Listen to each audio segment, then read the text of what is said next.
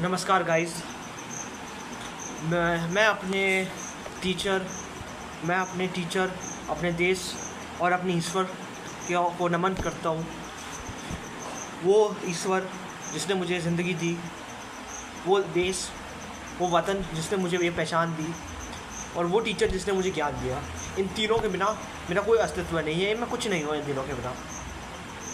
तो गाइस, आज हम एक बहुत ज़रूरी बुक का रिव्यू करने वाले हैं। इसका नाम है 48 लॉज ऑफ ह्यूमैनिटी, पर इसे आम बोलचाल में हम कहते हैं 48 लॉज ऑफ पावर, सत्ता के 48 नियम। हमने 3 लॉज कर लिए थे 2 महीने पहले, शायद आई थिंक 2 महीने 1 महीना हो गया, हमने 3 लॉज कर लिए थे। तो हम आने वाले कुछ लॉज मैं आपको एक्सप्लेन कर देता हूँ। पहले थोड़ा पी लेते हैं। Law number 4, always say less than necessary. ये जो लॉ है ये बहुत इंपॉर्टेंट लॉ है। मेरे ख्याल से इस बुक का सबसे इंपॉर्टेंट लॉ 4th लॉ है कि लोगों को बोलने की बहुत ज़्यादा आदत होती है। लोगों को लगता है कि जो जितना ज़्यादा बोलता है वो उतना बड़ा ज्ञानी है, ऐसा माना जाता है, ऐसा लोग सोचते हैं। पर असलियत में साइकोलॉजी इससे बिल्कुल उल्टी होती है। साइकोलॉजी इससे बिल्कुल उल्टी बात करती है कि जो ज्ञानी व्यक्ति होता है वो अपने ज्ञान को छुपा के रखता है कि वो ज्ञान गलत हाथों में ना पड़ जाए, इसलिए वो चुप रहता है और वो बहुत ज़रूरी टॉपिक्स पे ही बातचीत करता है। जैसे कि आप समझ रहे हो कि गीता जो है सबके लिए है। गीता जो एक किताब है, एक धार्मिक पुस्तक है, तो सबके लिए, पर वो मिली सिर्फ अर्जुन को। भगवान श्री कृष्ण ने अर्जुन को चुना कि वो उसे गीता देंगे और फिर वो दूसरों को गीता समझाएगा। दुर्योधन को भी गीता दे सकते थे, उसे शायद गीता की सबसे ज़्यादा ज़रूरत थी, और उसे नहीं दिया क्योंकि गीता गलत हाथों में नहीं मिलनी चाहिए, इसलिए अर्जुन को वो ज्ञान दिया गया। तो इस बुक में एक चीज़ लिखी है कि एक साइंटिस्ट रहता है, उसने कोई इन्वेंशन किया रहता है। तो एक कंपनी वाला, एक बिजनेसमैन आता है, उसके वो इन्वेंशन को पेटेंट करने के लिए, आप ये इन्वेंशन को ख़रीद रहा हूँ मैं, अब मैं इसका कॉपीराइट रख के सेल करूँगा इसे। तो बिजनेसमैन आता है तो साइंटिस्ट के पास, वो बोलता है कि 500 रुपये दूंगा, ये जो इन्वेंशन है मेरे हवाले कर दो, इसे मेरे नाम कर दो। ठीक है, बराबर। तो 500 रुपये, मैं तो सोच रहा था कि 200 में बिकेगा ये इन्वेंशन, जो है मशीन जो है 200 में बिकेगी। वो हैरान हो जाता है, कुछ बोल नहीं पाता है, साइंटिस्ट कुछ बोल नहीं पाता है। तो बिजनेसमैन भी इस बार घबरा रहा है कि शायद मैंने कम रकम बोल दी, पर किसी भी कीमत में मुझे ये मशीन चाहिए ही। तो फिर जो बिजनेसमैन बोलता है कि ठीक है, तुम इतने में नहीं मान रहे हो, अगर ये कम लग रहा है तो मैं 1000 रुपये देने को तैयार हूँ। फिर साइंटिस्ट सोचता है 1000 रुपये, 200 रुपये की चीज़ के लिए 1000 रुपये, इतने में भी फिर वो चुप रहता है, सोच रहा होता है कि क्या करूँ, बेच दूँ कैसे, वैसे इतना ज़्यादा फ़ायदा हो रहा है, ये कुछ ज़्यादा पैसे नहीं दे रहा, सोच रहा था वो। तो बिजनेसमैन फर्स्ट्रेट हो जाता है कि कुछ बोल क्यों नहीं रहा है। बोलते ठीक है, अब मैं 2000 रुपये दूँगा, 2000 रुपये इस मशीन के दूँगा, अब ये मेरे नाम कर दो, इसका पेटेंट मैं अपने पास बना के रखूँगा और मेरी कंपनी सेल करेगी। वो साइंटिस्ट को चक्कर आ जाते हैं। ये सब चीज़ें होती है क्योंकि वो साइंटिस्ट चुप बैठा था। तो सामने वाला ये समझ नहीं पा रहा था, आपको जज नहीं कर पा था कि आपके दिमाग में क्या चल रहा है, आपकी स्ट्रैटेजी क्या है। तो फिर ऐसे करके 200 रुपये का जो प्रोडक्ट है उसके लिए साइंटिस्ट को मिल गए 2000 रुपये। ये चमत्कार था नहीं बोलने का। जितना ज़्यादा आप बातें करते हो, लोग आपकी मेंटालिटी को उतना ज़्यादा समझते हैं, आपकी साइकोलॉजी को उतना ज़्यादा समझ लेते हैं, और फिर वो आपको उसी बेसिस पे जज करते हैं, उसी बेसिस पे आपको कैप्चर करके रखते हैं। कि एक और बात है जो मेरे गुरुजी ने मुझे सिखाया है कि हर आदमी की कमज़ोरी होती है। वो कुछ भी चीज़ हो सकती है कि आप उसे वो चीज़ दिला दो तो वो आपके लिए आपका गुलाम बन जाएगा। जैसे कुत्ता होता है, अगर आप कुत्ते को बिस्किट खिला दो ना तो ज़िंदगी भर के लिए वो आपको याद रखेगा, आपका वफादार बन के रहेगा। तो ऐसे लोगों में कुछ ना कुछ कमियां होती है, कुछ ना कुछ उनका डिज़ायर्स होते हैं। तो वो डिज़ायर्स को अगर आप फुलफ़िल कर दो, यहाँ पे मैं कुछ एक्स्ट्रा बता रहा हूँ जो कि इसी बुक का किसी लॉ में है, थोड़ा एक्स्ट्रा बता रहा हूँ क्योंकि सारे लॉ जो है इंटरलिंक्ड है। तो आप उस कमी को, उनके उस डिज़ायर को पकड़ लो, उनकी डिज़ायर को पूरा कर लो, तो वो आपकी गुलाम बन जाएगी। एक साम्राज्य रहता है जहाँ पे वॉरियर रहता है जो बड़ी बड़ी जंगें लड़ा रहता है, और उससे बाकी के जो देश रहते हैं उस साम्राज्य में जब कब्जा करने आ रहे होते हैं, आर्मी भेजते हैं, तो वो इन आर्मी उसको मार देता है। वो इतना बड़ा जनरल रहता है। जब वो जनरल बन जाता, जनरल से जब वो रिटायर होता है, आर्मी से रिटायर होता है, तो उससे इलेक्शन लड़ो। फिर वो इलेक्शन लड़ता है और फिर वो बहुत बोरिंग सी बातें करता रहता था कि जंग चल रही थी और मैंने ऐसे मारा था वैसे मारा था। वो जंग की पूरी बातें कर रहा होता है, किसी को इंटरेस्ट नहीं था वो सब सुनने में। तो जो जनरल रहता है वो इलेक्शन के रिजल्ट देखता है कि उसका जो विरोधी रहता है वो इलेक्शन जीत जाता है और जनरल हार जाता है। तो जनरल गुस्से में आके वो कुछ भड़काऊ भाषण दे देता है और जो उस साम्राज्य में, उस देश में दंगे शुरू हो जाते हैं। और फिर इस वजह से जो वहाँ का किंग रहता है वो उस जनरल को सज़ा सुना देता है कि इसके वजह से जो है सोसाइटी में एक कैओस आ गया, ये सोसाइटी के लिए सही आदमी नहीं है, तो ये जो बकवास बातें कर रहा है इससे सोसाइटी को हार्म होगा, तो इसको जेल में डाल के रखो। उसे जेल हो जाती है। तो आपको चुप रहना है। आपकी चुप्पी से आप खुद को बचा रहे हो कि हमारी जो पर्सनल बातें किसी को पता न चले। कई लोग होते हैं जो अपनी पर्सनल बातें बता देते हैं कॉन्वर्सेशन में। तो ऐसा होता है, तो इससे वजह से वो फंस जाते हैं। दूसरी बात, ज़्यादा बातचीत करने से लोग आपको बेवकूफ़ ही समझेंगे। अब नेक्स्ट लॉ पे आते हैं। Law number 5, so much dependency on reputation, guard it with your life. हाँ, तो इसका बहुत अच्छा उदाहरण मैंने अपनी लाइफ में देखा है कि एक आदमी में ना सब कुछ परफेक्ट होना चाहिए, तभी वो जेंटलमैन कहलाएगा, जेंटल प्लस मैन कहलाएगा, पुरुषोत्तम कहलाएगा। जो भगवान राम को जो बोला जाता है कि वो पुरुषों में सबसे उत्तम थे, पुरुषोत्तम कहा जाता था उन्हें।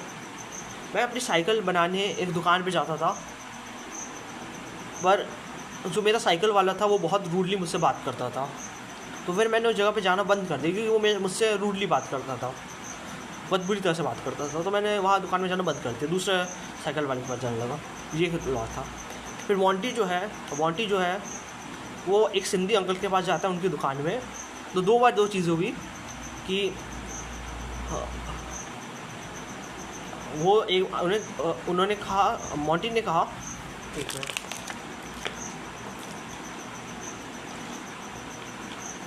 हाँ, मोंटी ने कहा कि मुझे आइसक्रीम चाहिए, आइसक्रीम दे दो।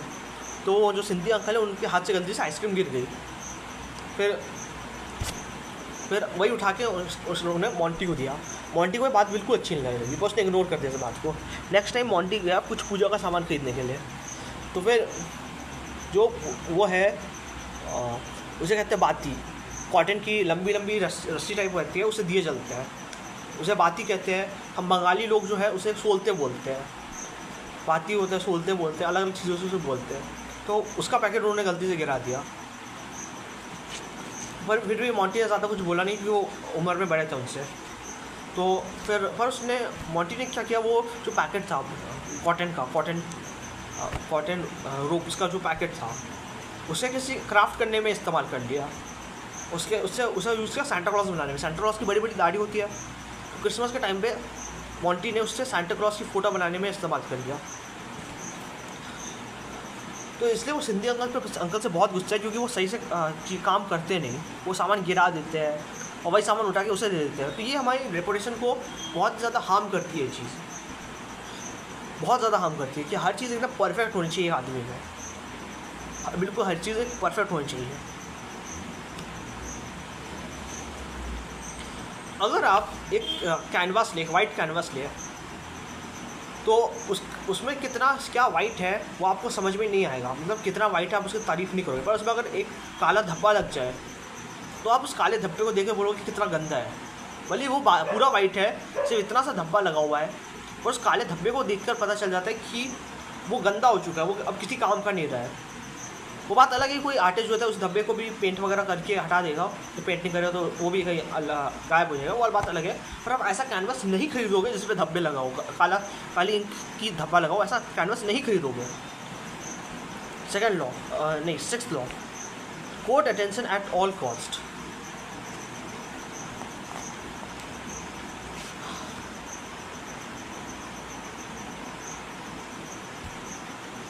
ये थोड़ा पढ़ के बताना पड़ेगा। Page number 44।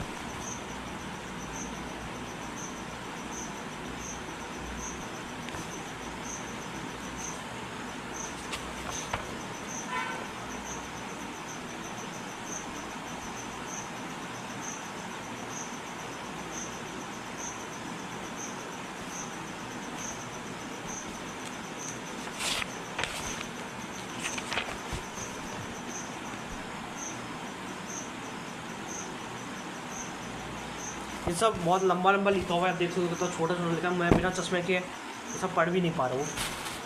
एक मिनट में चश्मा कहाँ गया।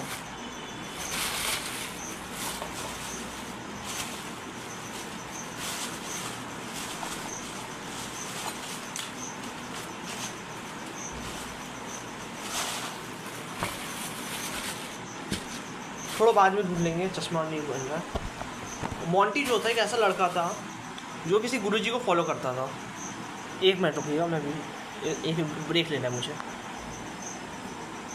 हाँ, तो एक ब्रेक लिया था मैंने। तो मोंटी नाम का एक लड़का रहता है, वो एक सीक्रेट गुरुजी के पास जाता है। गुप्त गुरुजी रहते हैं, उन्हें हम बोलेंगे पॉलिटिकल गुरुजी। तो वो उनकी एकदम से पूजा करता है, उनकी फ़ोटो कमरे में लगा के पूजा करता है उनकी। उसका एक मंदिर रहता है, छोटा मंदिर, मंदिर के ऊपर उनकी फ़ोटो लगी रहती है। मतलब वो आदमी उसके भगवान से ही बढ़कर हो गया। अरे यार,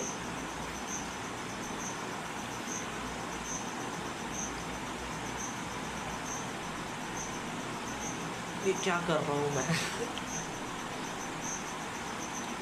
तो वो आदमी उसके लिए भगवान से ही बढ़ गया। वो पॉलिटिक्स की बातें करते थे कि ये नेता लोग कैसे है जनता को बेवकूफ़ बना के 5-6 साल, 5 साल, 10 साल, 20 साल, 30 साल, 40 साल। कांग्रेस की सरकार तो 60 ईयर्स तक रही है इंडिया में।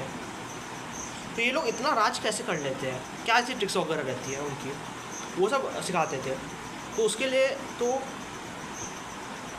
मोंटी को बहुत सी चीज़ें उसने सिखाया कि आप गिफ्ट बांटो, आप लोगों को कुछ चीज़ें दो ताकि वो आपके फ़ैन हो जाए। तो मोंटी एक बिस्किट का पैकेट खरीदता था, चॉकलेट कुकीज़ का पैकेट खरीदता था, कुछ स्नैक्स वगैरह चिप्स के पैकेट खरीदता था और अपने क्लास के बच्चों में बांट देता था। जब पहली बार उसने किया तो लोग पूछ रहे थे कि क्या तुम्हारा आज बर्थडे है? तो उसने कहा नहीं, बर्थडे नहीं है, मेरा एडमिशन स्कूल में हुआ है, नए स्कूल में मेरा एडमिशन हुआ है, तो इसलिए मैं ये सब बांट रहा हूँ। तो ऐसे करके वो क्लास में सबसे फेमस लड़का बन जाता है। एक मिनट, हम क्या पढ़ रहे थे? Quote attention at all cost. देखो, सोसाइटी में एक आदमी की जान पहचान होना ज़रूरी है। कुछ लोग होते हैं जिनका एक ग्रुप होता है जिसमें 3 लोग हैं, मतलब मिला के 4 लोगों से बातचीत होती है, बस उतना ही रहता है। ये बहुत गलत है, क्योंकि जब आपके ऊपर कोई प्रॉब्लम आएगी, आप किसी परेशानी में पड़ोगे, तो 4 लोग हो सकता है आपको छोड़ दे, पर अगर 400 लोग आपके साथ हैं तो 400 लोगों में से कम 200 लोग, मैं 50% की बात कर रहा हूँ, 50% का लेके चल रहा हूँ, 200 लोग तो आपकी मदद करेंगे ना।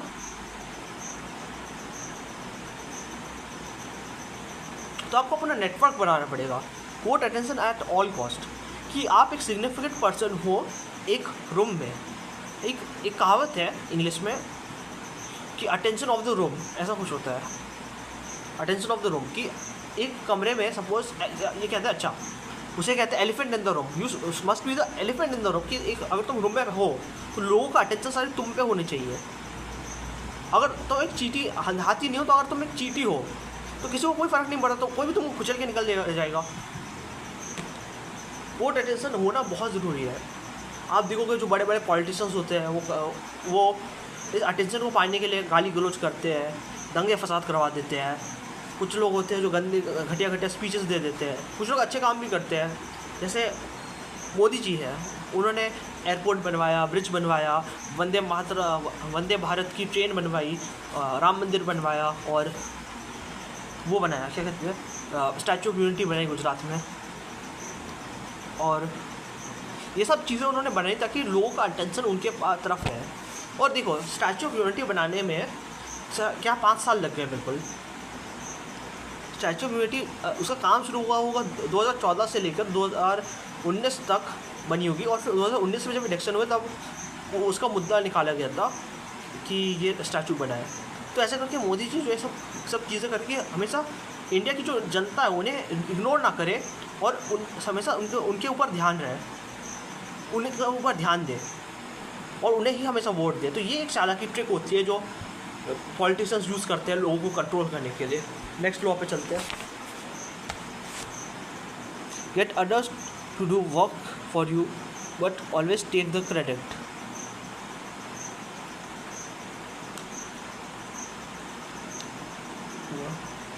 एक मिनट, लॉ नंबर 7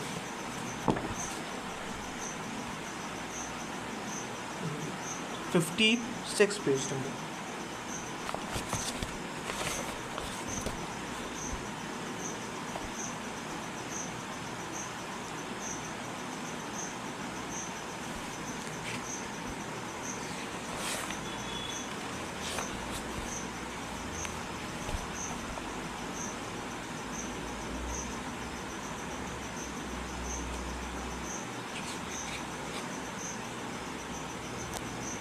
वीडियो चल रहा है ना? हाँ, कभी कभी रुक जाता है, वीडियो बीच में कट जाता है क्योंकि फ़ोन में बहुत टेक्निकल इशू रहता है। तो एक बात बता दूँ आपको, नहीं डरता मैं किसी के बापू से, जा मेरे नाम की बिलफाड़ जो उखाड़ ना उखाड़। फिर गाना सुना है? ठीक है, हाँ, मैं आपको एक चीज़ बताता हूँ। एक आर्टिस्ट रहता है, बहुत फेमस आर्टिस्ट रहता है एक शहर में, जो पेंटिंग्स बनाता है। और उसके साथ ये प्रॉब्लम रहती है कि उसकी पेंटिंग्स जो होती है बहुत डिमांड में रहती है और उसे पेंटिंग बनाने में बहुत समय लगता है। तो वो इसका एक ऐसा हल निकाल देता है जो कि बहुत अनैतिक है, जो गलत काम है, चीटिंग है, फ्रॉड है। वो 10 लोगों को लेकर आता है, 10 आर्टिस्ट स्टूडेंट्स को लेकर आता है, 8 के 10 स्टूडेंट रहते हैं और उनसे बोलता है कि तुम लोग एक एक पेंटिंग बना के दे दो, पर पेंटिंग में शेडिंग मत करना। मतलब जो पेंटिंग में शैडोज़ वगैरह कुछ रहते हैं, पेंटिंग बनाओ पर उसमें आधी पेंटिंग बनाओ, आधी मैं बना दूंगा। तो उन्होंने 10 पेंटिंग्स बना के रखी एक हॉल में और वहाँ पे हज़ारों लोग आए वो पेंटिंग्स को देखने के लिए एग्जीबिशन में। तो वो पेंटिंग्स जो थी उन स्टूडेंट्स ने बनाई थी और ये हरामी आर्टिस्ट बस उसमें इतना सा कुछ अपना नाम लिख देता है नीचे में, जो थोड़ा सा शेडिंग वगैरह कर देता है उसमें, और ये क्लेम करते हैं कि ये 10 पेंटिंग उसी ने बनाई है। तो ये उद्देश्य हालांकि आपको क्या लगता है, आपके देश में जो भी काम होता है, भी रोड बनती है, बिजली सप्लाई होती है, स्कूल बनाए जाते हैं, अस्पताल बनाए जाते हैं, ये क्या पॉलिटिशियंस बनाते हैं? ये सब सिविल सर्विस वाले करते हैं। ये सब संभालने का काम, देश को संभालने का काम सिविल सर्विस वाले करते हैं। पॉलिटिशियंस बस रूल करते हैं, बस ऑर्डर्स पास करते हैं, वो देश को नहीं संभालते। देश को संभालने वाले होते हैं वकील और IAS वाले, IAS वाले, IAS ऑफिसर्स, जो देश को संभालते हैं, सिविल सर्विस वाले। पॉलिटिशियंस कुछ नहीं करते, वो इन लोगों से काम निकलवाते हैं कि वो लोग सरकार को अच्छे से चलाए, और एट द एंड 5 साल के बाद एट द एंड वो लोग क्लेम करते हैं कि ये सब हमने किया है। तो ऐसा ही करो।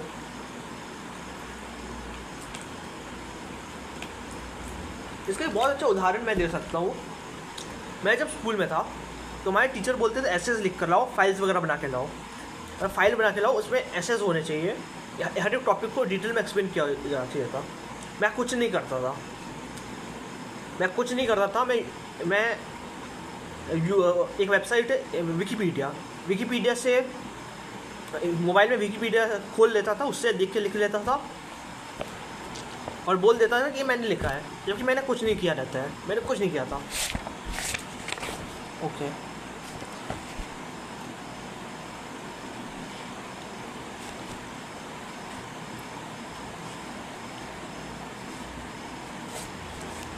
अब 8वें नियम पे हम चले आते हैं। Make other people come to use bait if necessary. When you force other person to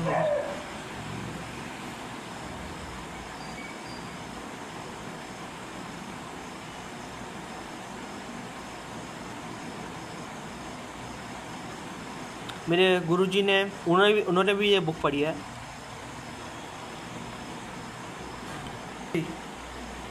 हाँ, कुछ टेक्निकल इशू था, सॉल्व हो गया। एक use bait if necessary, make other people come to you, use bait if necessary, दूसरों को आकर्षित करो। एक पब्लिशिंग हाउस रहता है जहाँ पे बुक्स पब्लिश होती है, तो वहाँ पे एक प्रिंटर मशीन रहती है जिसकी सबको ज़रूरत रहती है, पूरा टाइम वो प्रिंटर चलता रहता है। एक दिन वो प्रिंटर ख़राब हो जाता है, तो वहाँ पे एक प्यून रहता है जिसे पता होता है कि उस बटन को ऐसा कुछ प्रेस करना है, प्रिंटिंग मशीन के जेरोक्स मशीन के बटन को ऐसा कुछ प्रेस करना है और तब जाके वो चलेगा। और वो बात किसी को और को समझ में नहीं आई थी, किसी और को ये बात नहीं पता थी। तो सब लोग उस प्यून के पीछे लगे रहते थे कि अरे मशीन चला दे, हेल्प कर, मशीन चला दे। तो मतलब वो प्यून को खिलाते पिलाते थे, उसके हिस्से का काम करते थे, उसे चाय समोसे खिलाते थे। तो ये होता था, सब लोग उस पर डिपेंड हो गए थे।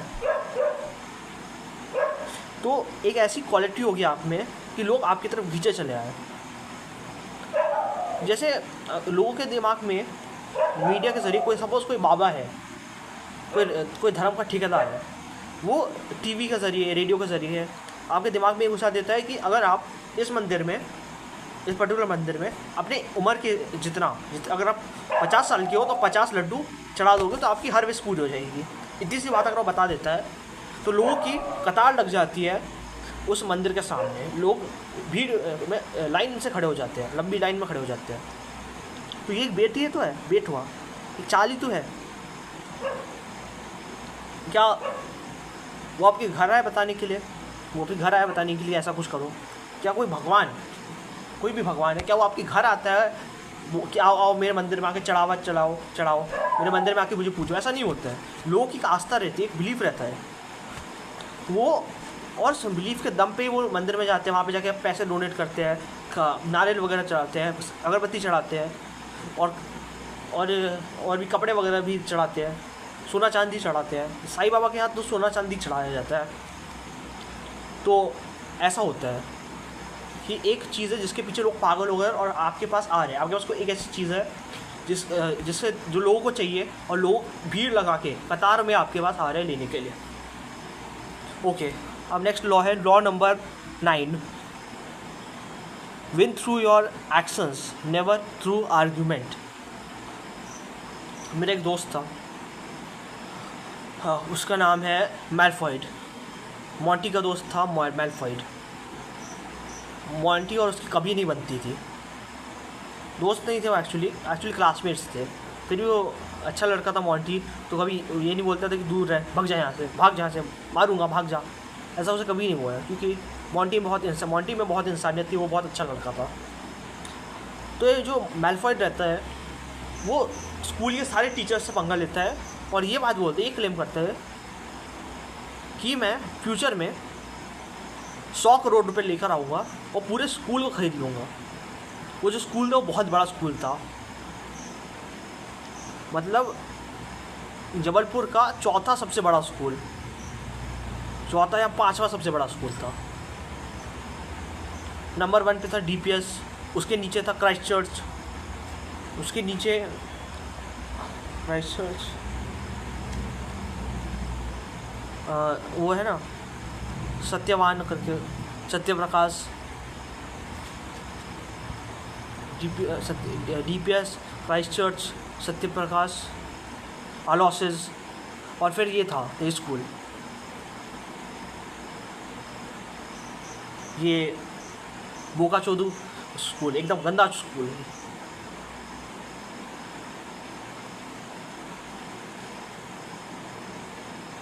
तो मैलफॉयड ये सब क्लेम करता था, जबकि जेब में उसके इतने पैसे नहीं थे कि एक कार वगैरह कुछ खरीद ले, और स्कूल खरीदने की बात कर रहा था। खुद तो मतलब अपने बिजनेसमैन बाप के टुकड़ों में पढ़ रहा था और कहता स्कूल खरीदेगा।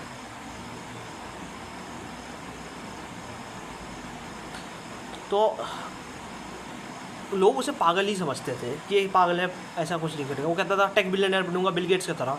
जैसे बिल गेट्स का माइक्रोसॉफ्ट का सॉफ्टवेयर है, उनका जो वो बेचते हैं, वो ऑपरेटिंग सिस्टम OS होता है, OS कहते हैं उसे। मुझे कंप्यूटर के बारे में उतनी नॉलेज नहीं है, मैं सिर्फ 10th क्लास तक कंप्यूटर पढ़ा है, और ज़्यादा कंप्यूटर मैंने लाइफ में नहीं पढ़ा, ना ही मेरे घर में कभी कंप्यूटर वगैरह था, ना ही मैं किसी साइबर कैफे में जाता हूँ। बोलते हैं कंप्यूटर का बिज़नेस स्टार्ट करूँगा, सॉफ्टवेयर का बिज़नेस स्टार्ट करूँगा और हज़ारों करोड़ों में कमाऊँगा, लाखों करोड़ों में कमाऊँगा, और फिर एकदम स्कूल को ख़रीद लूँगा। और स्कूल को ख़रीदने के बाद सारे टीचर जो भी मुझे मारते थे, पीटते थे, उन सबको फायर कर दूँगा जॉब से। अरे तब तक वो टीचर ज़िंदा ही नहीं रहेंगे, तब तक सब स्वर्ग पहुँच चुके होंगे। 20-30 साल लगेंगे उसका उतने पैसे इकट्ठा करने में, 100 करोड़ इकट्ठा करने में, और तब तक स्कूल भी बंजर हो चुका होगा, टीचर्स भी रिटायर हो चुके होंगे। इतनी समझ नहीं है लोगों को। तो win through your actions, never through your argument. तो आपको कुछ ऐसा करना चाहिए, ऐसी बात करनी चाहिए जो कि पॉसिबल है। मेरा एक ट्रस्ट है जिसमें मैं कैंसर पेशेंट्स के लिए, कैंसर का हॉस्पिटल बनाने के लिए और ऑर्फनेजेस के लिए डोनेशन इकट्ठा करता हूँ। तो ये हो सकता है कि हमने 5,000 रुपये इकट्ठा कर लिए, 10,000 रुपये इकट्ठा कर लिए और फिर डोनेट कर दिया, वो कैंसर हॉस्पिटल को में लगा दिए। पर ये तो पॉसिबल नहीं है ना कि एक दिन में मैं गया चंदा मांगने, 2 करोड़ रुपए मिल गए और वही 2 करोड़ से हमने हॉस्पिटल बना लिया। ये तो पॉसिबल नहीं है। तो वैसी बातें कीजिए जो पॉसिबल है, जो हो सकता है और लोग विश्वास कर लें। और जो लोग ज़्यादा आर्ग्यूमेंट करते हैं, मैं कहता हूँ कि बहस बोल रहा हूँ, बहस करनी ही नहीं चाहिए, कि चाहे जो भी हो जाए। मेरे घर में मुझे कोई डांटता चल रहा है तो बोलता हूँ हाँ ठीक है, अब से ये करूँगा। मैं ऐसा नहीं बोलता कि हिम्मत कैसे हुई बात ऐसे बोलने की, लेकिन मैं नहीं मानूंगा ये सब, ऐसा मैं नहीं बोलता। मैं तो ठीक है ये करेंगे, मैं झुक जाता हूँ। क्योंकि एक पौधा होता है जो कि बेंड हो जाता है, या फिर वो लंबी घास की तरह होता है, वो बेंड हो जाता है जब तूफान आ रहा हो। पर एक बड़ा पेड़ जो है वो कभी बेंड नहीं होता, वो स्टिल रहता है और वो उखड़ जाता है, ज़मीन से उखड़ जाता है जब बाढ़ आती है, जब तूफान आता है। पर जो घास को कुछ नहीं होता, घास तो वैसे ही वापस आ जाती है। तो आपको एक घास की तरह बनना है कि आपको अगर आपके ऊपर अगर कोई संकट आए तो आपको झुकना पड़ेगा। मुझे याद है इंडिया में जब फार्मर्स का प्रोटेस्ट हुआ था, 1 साल तक वो प्रोटेस्ट चल रहा था और अगले साल इलेक्शन ईयर था। तो फिर मोदी जी ने ये कहा, जो 3 फार्म मिल्स थे उनको कहा कि हम इसको लागू नहीं करेंगे। ये उन्होंने एक चाल चली।